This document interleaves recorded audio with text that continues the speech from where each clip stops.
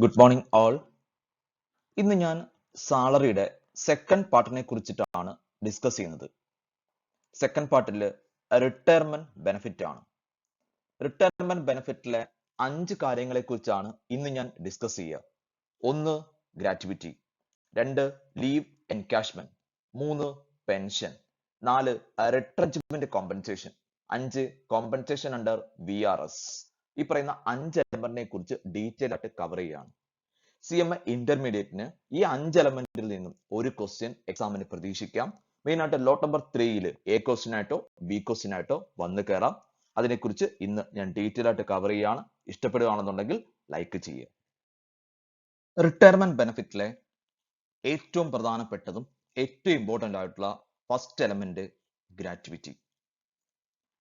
ഗ്രാറ്റുവിറ്റിയെ കുറിച്ചിട്ടാണ്.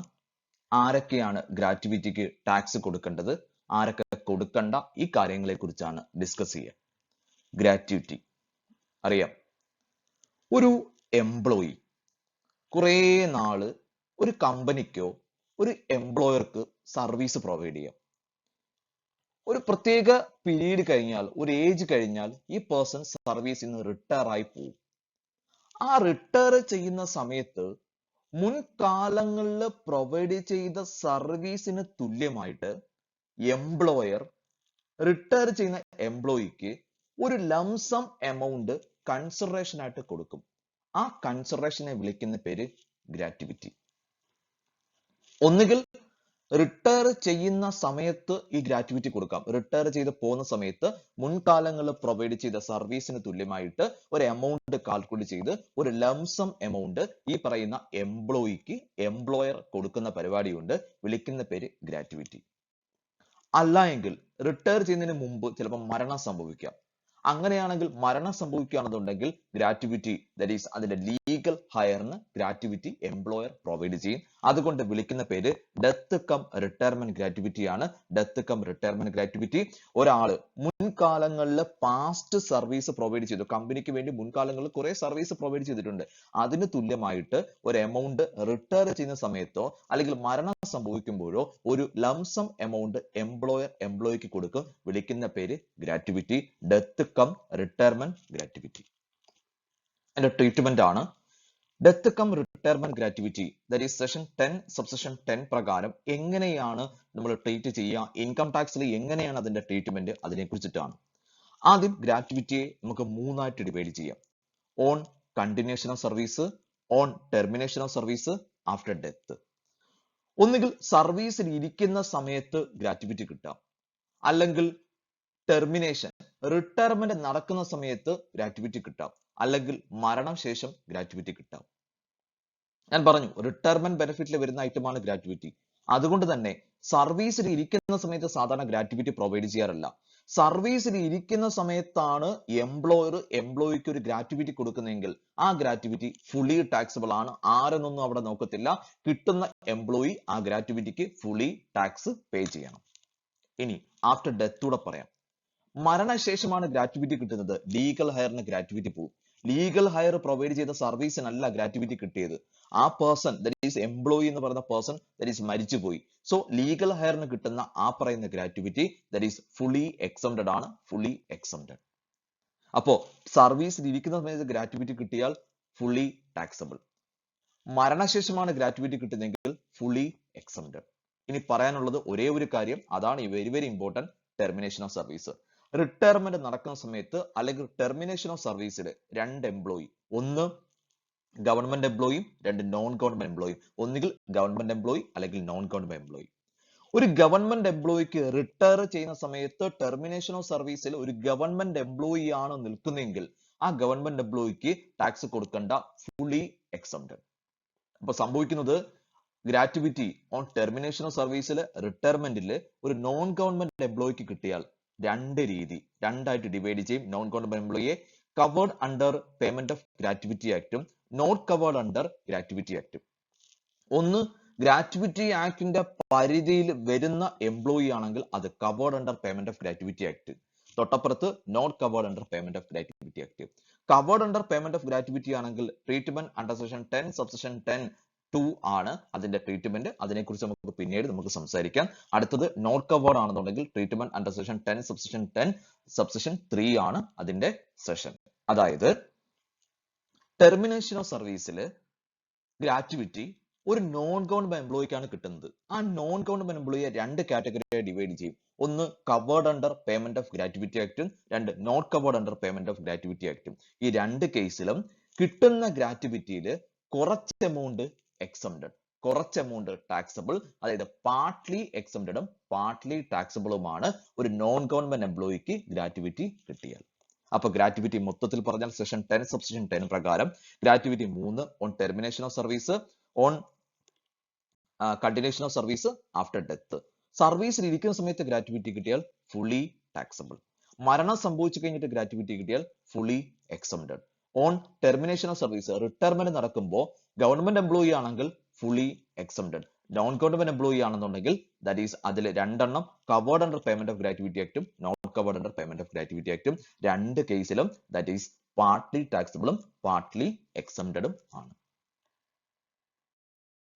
അപ്പൊ ഗ്രാറ്റുവിറ്റിയിൽ ടെർമിനേഷൻ ഓഫ് സർവീസ് ആണ് വളരെ ഇമ്പോർട്ടന്റ്. ടെർമിനേഷൻ ഓഫ് സർവീസിൽ ഗവൺമെന്റ് എംപ്ലോയി ആണെങ്കിൽ fully exempted. Non government employee ആണെങ്കിൽ ദാറ്റ് ഈസ് രണ്ടെണ്ണം, ഒന്ന് covered under payment of gratuity ആക്ടും തൊട്ടപ്പുറത്ത് not covered under payment of gratuity ആക്ടും. രണ്ട് കേസിലും ദാറ്റ് ഈസ് പാർട്ട്ലി ടാക്സബിളും പാർട്ട്ലി എക്സംപ്റ്റഡുമാണ്. കുറച്ച് amount exempted, balance amount taxable. അതിനെ കുറിച്ചാണ് സംസാരിക്കുക. അതിലെ ഫസ്റ്റ് പ്രൊവിഷൻ, ഒരു നോൺ ഗവൺമെന്റ് എംപ്ലോയി സർവീസിൽ നിന്നും റിട്ടയർ ചെയ്യുകയാണ്. അപ്പൊ അദ്ദേഹത്തിന് കൊടുക്കുന്ന gratuity first covered by payment of gratuity act. ഒരു non government employee that is termination of service ആണ്, അദ്ദേഹം that is covered by payment of gratuity ആണ്. എങ്ങനെയാണ് പ്രൊവിഷൻസ് അതിനെക്കുറിച്ച് പറയുന്നു. ആപ്ലിക്കബിൾ പറഞ്ഞു, ഒരു non government employee that is covered by payment of gratuity act പ്രകാരം കവർ ചെയ്യുന്ന ഒരു നോൺ ഗവൺമെന്റ് എംപ്ലോയി. അതിന്റെ ട്രീറ്റ്മെന്റ് പറയാണ്. അതായത് ഗ്രാറ്റുവിറ്റി ആക്ട് 1972 ആണ്, 1972 ഗ്രാറ്റുവിറ്റി ആക്ട് പ്രകാരം കവർ ചെയ്യുന്ന എംപ്ലോയി ആണ് ഈ പറയുന്ന റിട്ടയർ ചെയ്തിരിക്കുന്നതെങ്കിൽ താഴെ പറയുന്ന 3 കേസ് ഉണ്ട്. 3 കേസിലെ മിനിമം ഓഫ് ദി ഫോളോയിങ് ആണ്. മിനിമം എമൗണ്ട്, ലീസ്റ്റ് എമൗണ്ട് ഏതാണോ അത് എക്സംപ്റ്റഡ്, ബാലൻസ് എമൗണ്ട് ടാക്സബിൾ. അതായത് നമുക്ക് മൊത്തം ഒരു 10 ലക്ഷം രൂപ ഗ്രാറ്റുവിറ്റി കിട്ടാം. ഈ 3 സിറ്റുവേഷൻസ് നമ്മൾ കണ്ടുപിടിച്ചു. അതിൽ സപ്പോസ് വിചാരിക്കുക ഒരു 6 ലക്ഷം രൂപയാണ് ലീസ്റ്റ് എമൗണ്ട് എന്ന് വിചാരിക്കുക. എങ്കിൽ 10 ലാഖിൽ നിന്നും 6 ലാഖ് എന്ന് പറയുന്ന എക്സംഷൻ ക്ലെയിം ചെയ്തിട്ട് ബാക്കി 4 ലക്ഷം രൂപയ്ക്ക് ഗ്രാറ്റുവിറ്റി അണ്ടർ സാലറിയിൽ ടാക്സബിൾ ചാർജ് ചെയ്യും. അതിലെ മിനിമം ഓഫ് ദി ഫോളോയിങ് ആണ്.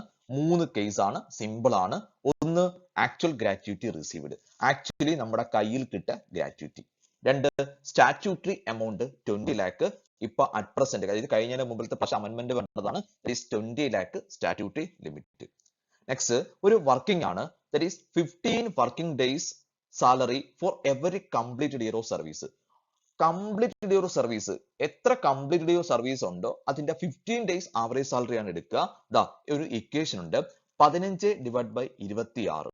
അതായത് ഒരു മാസം മൊത്തം 30 ദിവസത്തിൽ 4 സൺഡേ ഒഴിവാക്കി ബാക്കി 15 divide by 26 into completed year of service into salary per month. അപ്പൊ 15 ഡിവൈഡ് ബൈ 26 ഇൻറ്റു എത്ര വർഷം സർവീസ് കംപ്ലീറ്റ് ആയി, ആ completed year of service into ഒരു മാസത്തെ സാലറി അടിക്കുകയാണ്. അപ്പോൾ നമുക്ക് ഒരു മൂന്നാമത്തെ എമൗണ്ട് കിട്ടും. ആ 3 എമൗണ്ടിലെ ലീസ്റ്റ് എമൗണ്ട് ഏതാണ്, മിനിമം എമൗണ്ട് ഏതാണ്, അത് എക്സംപ്റ്റഡ്, ബാലൻസ് എമൗണ്ട് ടാക്സബിൾ. അപ്പോ ഫസ്റ്റ് കേസ് ദാറ്റ് ഈസ് ഒരു non government employee gratuity act പ്രകാരം കവർ ചെയ്യുന്ന ഒരു എംപ്ലോയി ആണെന്നുണ്ടെങ്കിൽ that is least of the following exempted, balance taxable.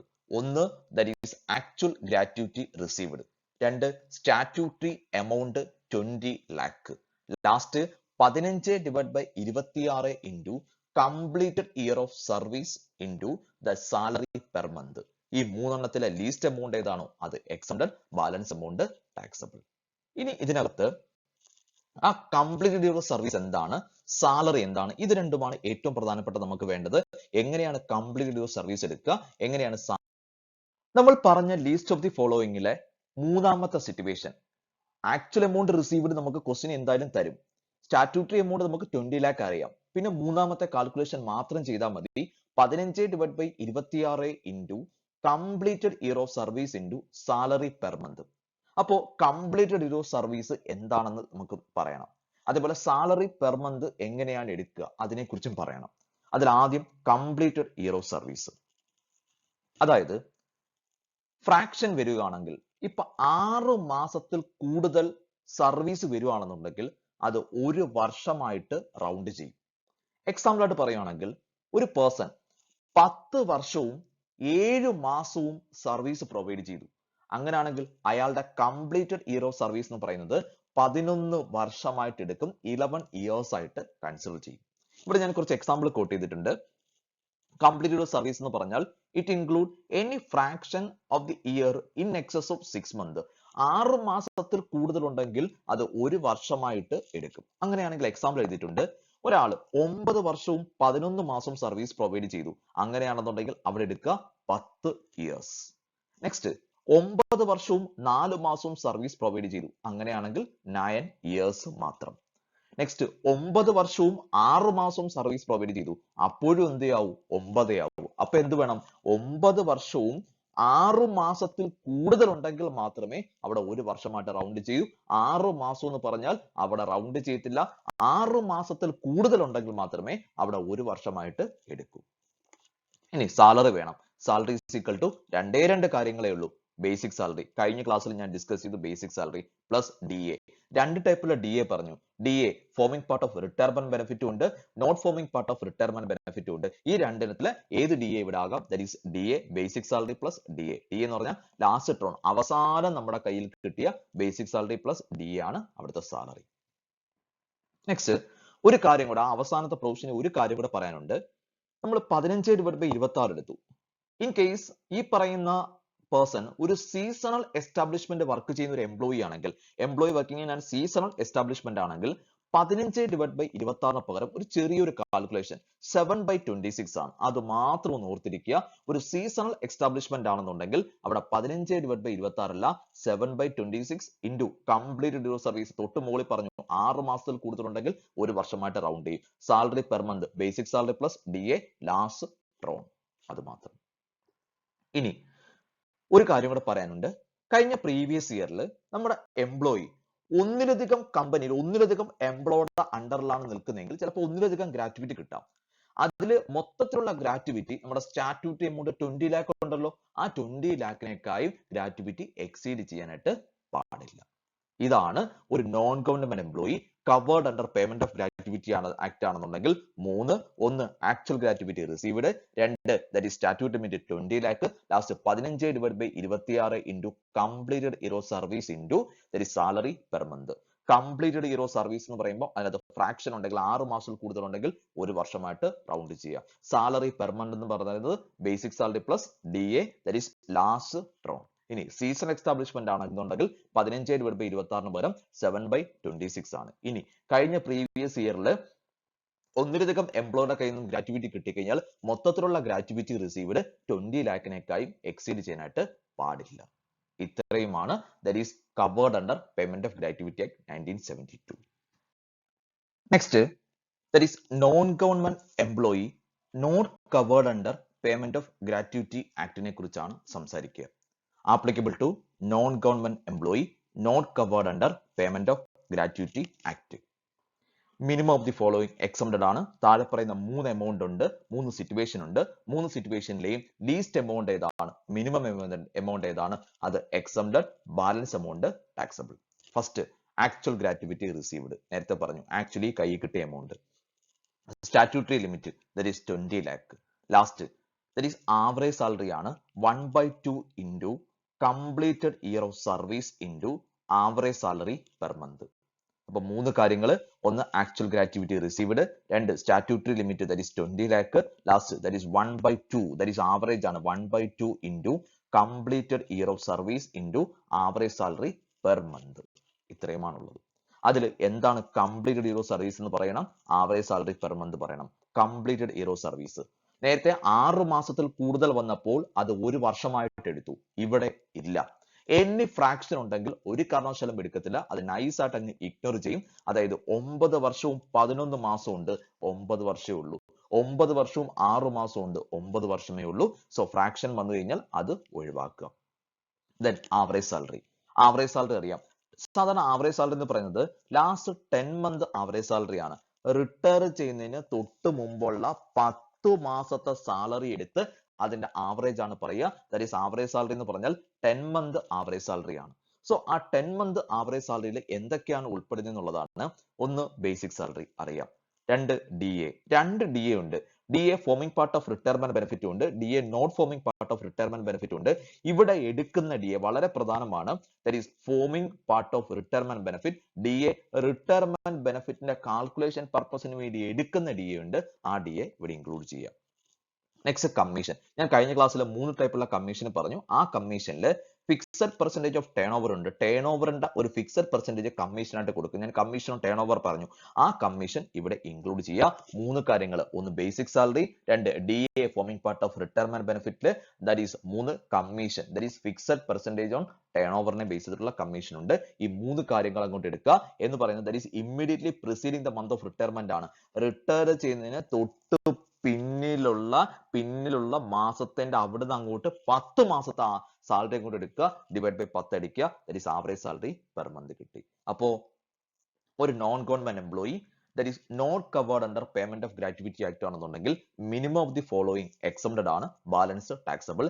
ഒന്ന് actual gratuity received. 2 statutory limit 20 lakh. That is മൂന്നാമത്തത് 1/2 into completed year of service into average salary per month.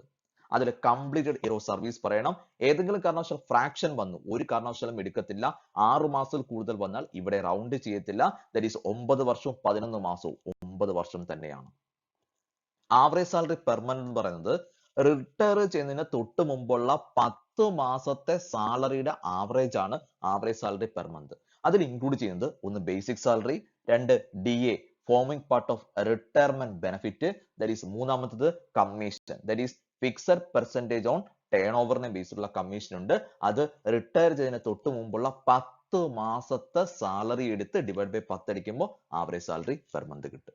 ഇതാണ് ഗ്രാറ്റുവിറ്റിയുടെ computation. അപ്പൊ gratuity മൊത്തത്തിൽ session 10 subsection 10 പ്രകാരം സർവീസിൽ ഇരിക്കുന്ന സമയത്ത് gratuity കിട്ടിയാൽ fully taxable.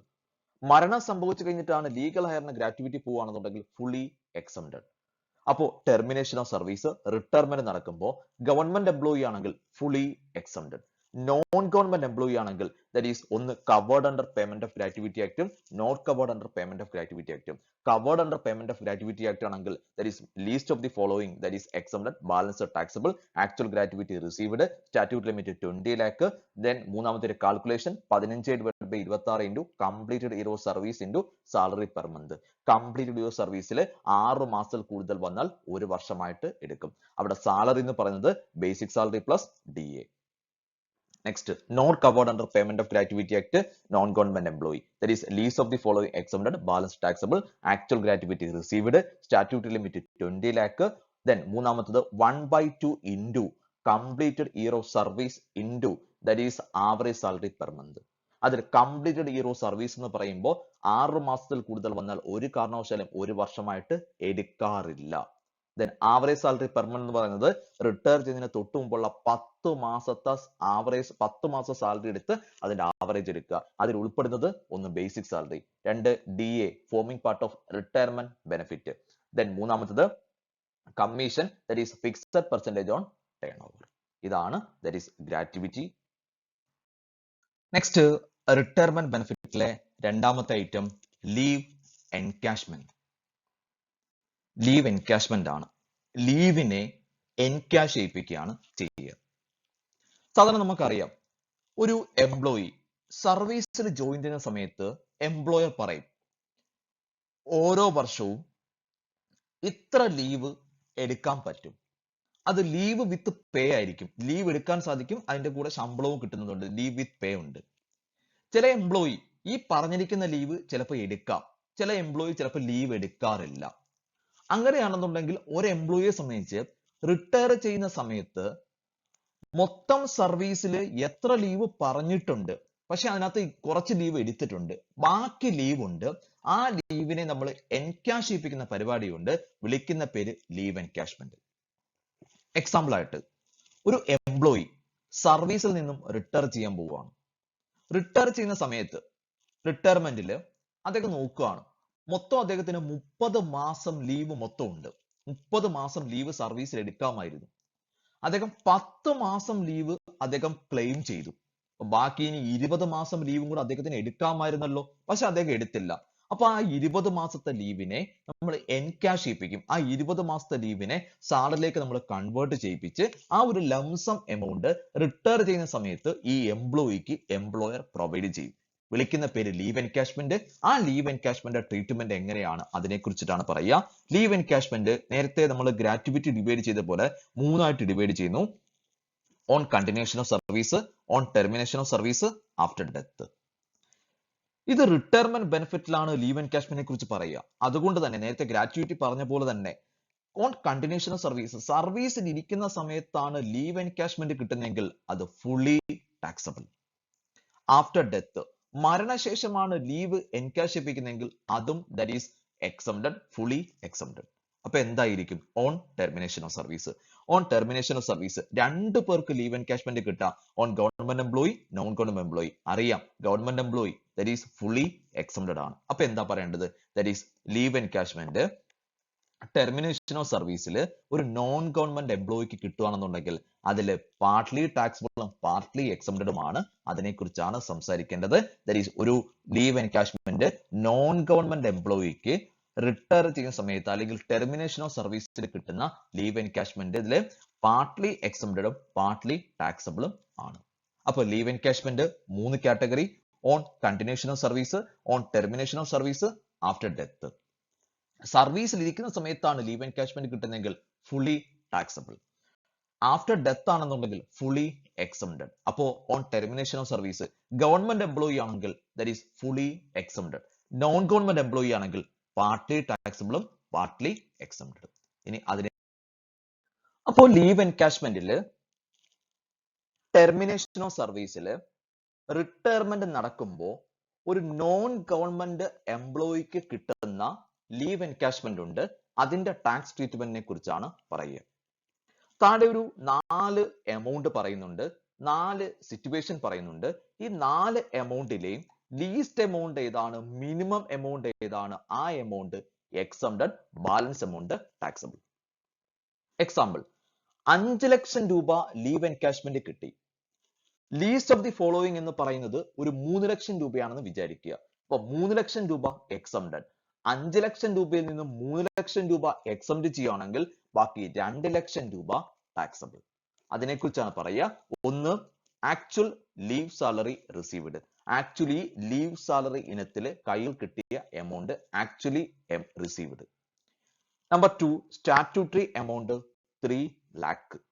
3, average salary per month into 10. അതായത് നമ്മൾ നേരത്തെ 10 month ആവറേജ് സാലറി പറഞ്ഞു. ഇവിടെ ആവറേജ് സാലറി എന്താണെന്ന് ഡീറ്റെയിൽ ആയിട്ട് നമ്മൾ പറയും. ഇപ്പൊ തൽക്കാലം that is 10 into average salary per month. 4ാമത്തത് ഒരു കാൽക്കുലേഷൻ ആണ്. Maximum 30 days average salary for every completed year of service after deducting leave actually availed. അതായത് ഇനി എത്ര ലീവ് എടുക്കാൻ ബാക്കിയുണ്ടോ ആ ലീവിനെ നമ്മൾ 1 മാസത്തെ സാലറിയിലേക്ക് കൺവേർട്ട് ചെയ്യിപ്പിക്കുകയാണ്. അതായത് എക്സാമ്പിൾ ഇവിടെ കാൽക്കുലേഷൻ പറയുന്നുണ്ട്. Maximum 1 month into completed year of service. അതായത് ഗവൺമെന്റ് പറയുന്ന ഒരു നോമാണ്, മാക്സിമം 1 വർഷം സർവീസ് കംപ്ലീറ്റ് ചെയ്താൽ മാക്സിമം കൊടുക്കുന്ന ലീവ് 1 മാസത്തെ ലീവ്. ചിലപ്പോൾ പല എംപ്ലോയർ പല നോംസ് പറയാം. ചില ആൾക്കാർ പറയാം 1 വർഷം സർവീസ് കംപ്ലീറ്റ് ചെയ്താൽ 2 മാസത്തെ ലീവ്, ചിലപ്പോൾ 1 വർഷം സർവീസ് കംപ്ലീറ്റ് ചെയ്താൽ 3 മാസത്തെ ലീവ് എന്നൊക്കെ പല ആൾക്കാർ പല രീതിയിൽ ലീവ് കൊടുക്കാം. പക്ഷെ ഇവിടെ ഗവൺമെന്റ് ഒരു നോംസ് കൊണ്ടുവന്നിട്ടുണ്ട്. മാക്സിമം കൊടുക്കാൻ സാധിക്കുന്ന 1 വർഷം സർവീസ് കംപ്ലീറ്റ് ചെയ്താൽ മാക്സിമം 1 മാസത്തെ ലീവ്. അങ്ങനെയാണെങ്കിൽ ഒരാൾക്ക് 30 വർഷം സർവീസ് ഉണ്ട്. അപ്പൊ അദ്ദേഹത്തിന് 30 മാസം ലീവ് കിട്ടുമല്ലോ, 30 മാസം ലീവ്. അതിൽ നിന്നും leave actually taken in terms of month. Actually അദ്ദേഹം ഒരു 10 മാസം ലീവ് ഓൾറെഡി എടുത്തു എന്ന് വിചാരിക്കുക. അപ്പൊ മൊത്തം 30 വർഷം സർവീസ് ഉണ്ട്. അപ്പൊ 30 മാസം ലീവ് ഉണ്ട്. അതല്ല 10 മാസത്തെ ലീവ് നമ്മൾ ലെസ് ചെയ്തു, 10 മാസം ലെസ് ചെയ്തു. ബാക്കി ഇനിയുള്ളത് 20 മാസത്തെ ലീവാണ്. ആ 20 മാസത്തെ leave into that is average salary per month അടിക്കുകയാണ്. അപ്പോൾ ഒരു എമൗണ്ട് കിട്ടും. ഈ 4 എമൗണ്ടിന്റെയും ലീസ്റ്റ് എമൗണ്ട് ഏതാണോ അത് എക്സംപ്റ്റഡ്. നാലാമത്തത് ഒന്നുകൂടെ പറയുകയാണ്. എത്ര വർഷം സർവീസ് കംപ്ലീറ്റ് ചെയ്തു അത്രയും വർഷത്തിനും 1 വർഷം സർവീസ് കംപ്ലീറ്റ് ചെയ്താൽ 1 മാസം ലീവ്. അപ്പോ 30 വർഷം സർവീസ് ഉണ്ടെങ്കിൽ 30 മാസം ലീവ്. ഓൾറെഡി ഒരു 10 മാസം ലീവ് നമ്മൾ എടുത്തു എന്ന് വിചാരിക്കുക. അപ്പൊ ആ 30 മാസത്തെ ലീവിൽ നിന്ന് 10 ലെസ് ചെയ്തു, ബാക്കി ഇനി 20 മാസം. അതേ into average salary per month. ഇതാണ് കാൽക്കുലേഷൻ. അപ്പോ ഒരു non government employee termination of സർവീസിൽ ലീവ് എൻകാഷ്മെന്റ് കിട്ടിക്കഴിഞ്ഞാൽ least of the following exempted, balance taxable. ആദ്യം that is actual amount received. 2 statutory limit 3 lakh. 3 10 into average salary per month. Last that is maximum 1 month into completed year of service minus leave actually taken into average salary per month. ഇനി ഇതിൽ 2 കാര്യങ്ങൾ പറയണം. Average salary per month അതിനെക്കുറിച്ച് പറയണം. Completed year of service എന്താണ് അതിനെക്കുറിച്ച് പറയണം. ഇനി അതിലേക്ക് പോവുകയാണ്. അതില് കംപ്ലീറ്റഡ് ഇയർ ഓഫ് സർവീസ്, നേരത്തെ ഗ്രാറ്റുവിറ്റി നോട്ട് കവേർഡ് പറഞ്ഞതിലെ ഫ്രാക്ഷൻ എടുക്കില്ല എന്ന് പറഞ്ഞു. സെയിം ട്രീറ്റ്മെന്റ് ഇവിടെ. കംപ്ലീറ്റഡ് ഇയർ ഓഫ് സർവീസിൽ ഒരു കാരണവശാലും ഫ്രാക്ഷൻ എടുക്കില്ല. ഫ്രാക്ഷൻ ഉണ്ടെങ്കിൽ അത് റിമൂവ് ചെയ്യും. 9 വർഷവും 11 മാസവും 9 വർഷമായിട്ട് ട്രീറ്റ് ചെയ്യും. 9 വർഷവും 6 മാസവും 9 വർഷമായിട്ട് ട്രീറ്റ് ചെയ്യൂ. ഫ്രാക്ഷൻ എടുക്കാറില്ല, ഇഗ്നോർ ചെയ്യും. Average salary. Average salary retire ചെയ്യുന്നതിന് തൊട്ടു മുമ്പുള്ള 10 മാസത്തെ സാലറിയുടെ ആവറേജ് ആണ് average salary. Average salary per month. Last 10 month average salary immediately preceding the retirement ആണ്. അതിൽ എന്താണ് ആവറേജ് സാലറി? റിട്ടയർ ചെയ്യുന്നതിന് തൊട്ടു മുമ്പുള്ള 10 മാസത്തെ സാലറിയാണ് that is average salary. So ആ സാലറിക്കകത്ത് എന്തൊക്കെ വരാം? നേരത്തെ ഗ്രാറ്റുവിറ്റിയുടെ നോട്ട് കവേർഡ് പറഞ്ഞ പോലെ തന്നെ basic salary, DA forming part of retirement benefit, commission, fixed percentage on turn over. ഈ 3 എണ്ണം അങ്ങോട്ട് എടുക്കുക. എടുക്കേണ്ടത് റിട്ടയർ ചെയ്യുന്നതിന് തൊട്ട് മുമ്പുള്ള 10 മാസത്തെ സാലറിയുടെ ആവറേജ് ആണ്. That is 10 month average salary. Then complete service പറഞ്ഞു. ഒരു കാരണവശാലും ഫ്രാക്ഷൻ ഉണ്ടെങ്കിൽ ഫ്രാക്ഷൻ എടുക്കില്ല. ഇതാണ് that is leave encash. Next retirement ബെനിഫിറ്റിലെ മൂന്നാമത്തെ എലമെന്റ് പെൻഷൻ. പെൻഷൻ അറിയാം. റിട്ടയർ ചെയ്ത് കഴിഞ്ഞിട്ടാണ് പെൻഷൻ കിട്ടുക. റിട്ടയർ ചെയ്ത് കഴിഞ്ഞാൽ പിന്നീട് മന്ത്ലി കിട്ടിക്കൊണ്ടിരിക്കുന്ന ആ റെഗുലർ വരുമാനം പിന്നീട് ഇല്ല. അത് കോമ്പൻസേറ്റ് ചെയ്യാൻ വേണ്ടി എംപ്ലോയർ മാസാമാസം അല്ലെങ്കിൽ പീരിയോഡിക്കൽ ആയിട്ട് കൊടുക്കുന്ന ഒരു എമൗണ്ട് ഉണ്ട്. വിളിക്കുന്ന പേര് പെൻഷൻ. പെൻഷൻ 2 ടൈപ്പിലുണ്ട്. ഒന്ന് അൺകമ്മ്യൂട്ടഡ് പെൻഷനും, 2 കമ്മ്യൂട്ടഡ് പെൻഷനും. അൺകമ്മ്യൂട്ടഡും കമ്മ്യൂട്ടഡും. അൺകമ്മ്യൂട്ടഡ് എന്ന് പറഞ്ഞാൽ റിട്ടയർ ചെയ്ത് കഴിഞ്ഞിട്ട് ഒരു പീരിയോഡിക്കൽ ബേസിൽ കിട്ടുന്ന പെൻഷൻ ഉണ്ട്. വിളിക്കുന്ന പേര് അൺകമ്മ്യൂട്ടഡ്. അതായത് മാസാമാസം കിട്ടുന്ന മന്ത്ലി പെൻഷനെ വിളിക്കുന്ന പേരുണ്ട് അൺകമ്മ്യൂട്ടഡ്. Next commuted.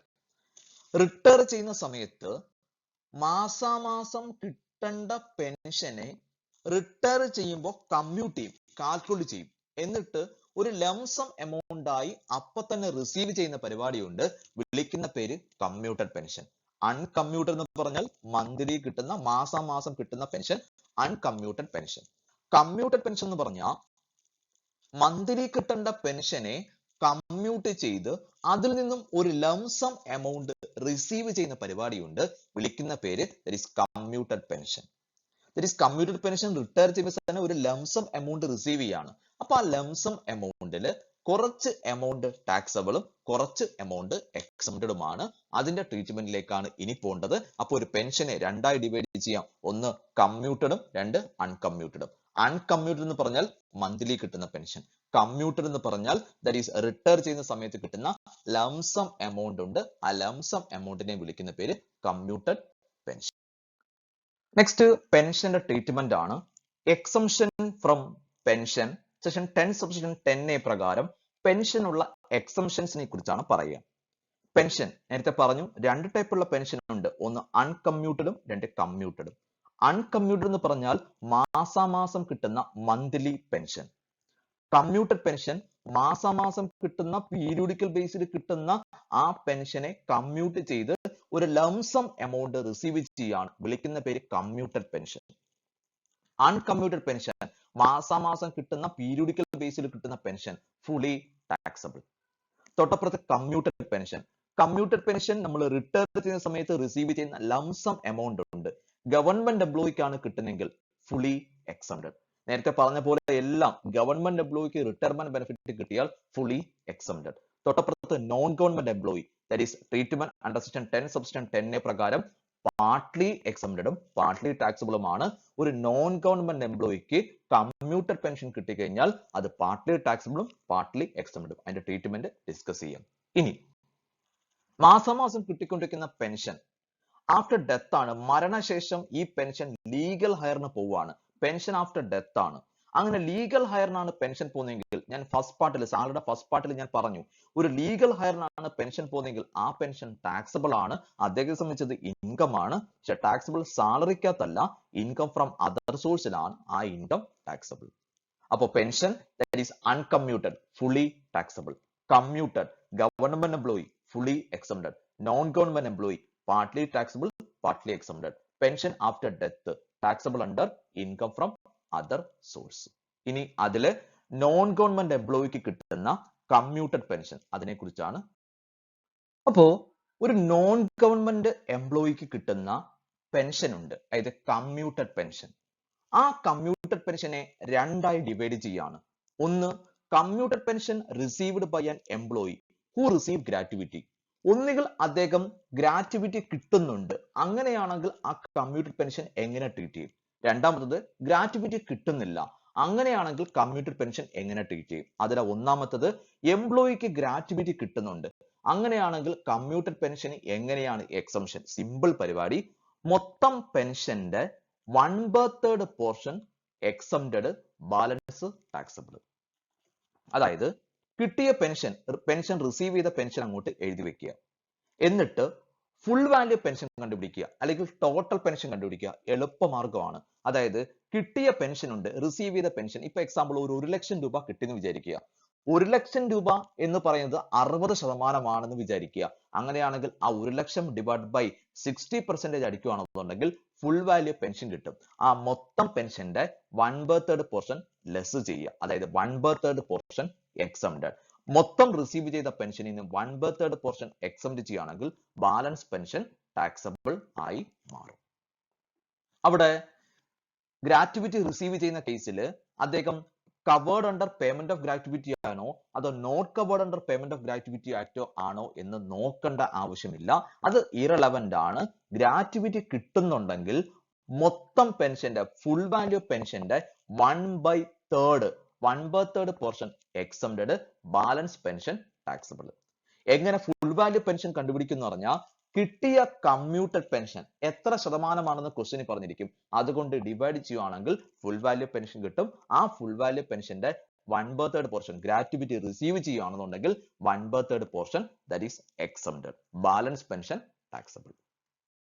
Next category, commuted pension received by employee who does not receive gratuity.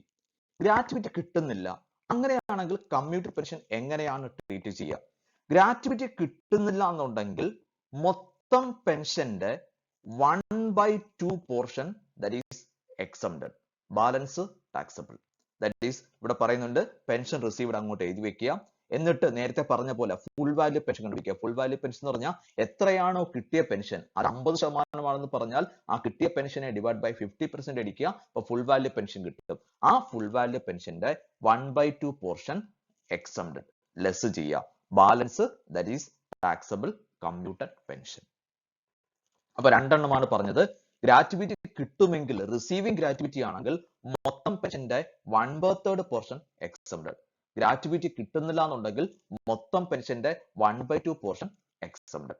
ആ ഫുൾ വാല്യൂ പെൻഷൻ എങ്ങനെ കണ്ടുപിടിക്കുന്നത് പറഞ്ഞാൽ ആ കിട്ടിയ കമ്മ്യൂട്ടഡ് പെൻഷൻ എത്ര ശതമാനമാണെന്ന് ക്വസ്റ്റ്യനിൽ പറഞ്ഞിരിക്കുന്നു. അതുകൊണ്ട് ഡിവൈഡ് ചെയ്യുകയാണെങ്കിൽ ഫുൾ വാല്യൂ പെൻഷൻ കിട്ടി. ഗ്രാറ്റുവിറ്റി കിട്ടുമെങ്കിൽ ആ ഫുൾ വാല്യൂ പെൻഷന്റെ 1/3 പോർഷൻ എക്സംപ്റ്റഡ്. ഗ്രാറ്റുവിറ്റി കിട്ടുന്നില്ല എന്നുണ്ടെങ്കിൽ മൊത്തം പെൻഷന്റെ ദാറ്റ് ഈസ് 1/2 പോർഷൻ എക്സംപ്റ്റഡ്. ഇതാണ് റിട്ടയർമെന്റ് ബെനിഫിറ്റിലെ പെൻഷൻ. ഇനി പറയാനുള്ളത് റിട്രെഞ്ച്മെന്റ് കോമ്പൻസേഷനും PRS ഉമാണ്. അത് ഞാൻ നെക്സ്റ്റ് വീഡിയോയിൽ കവർ ചെയ്യും.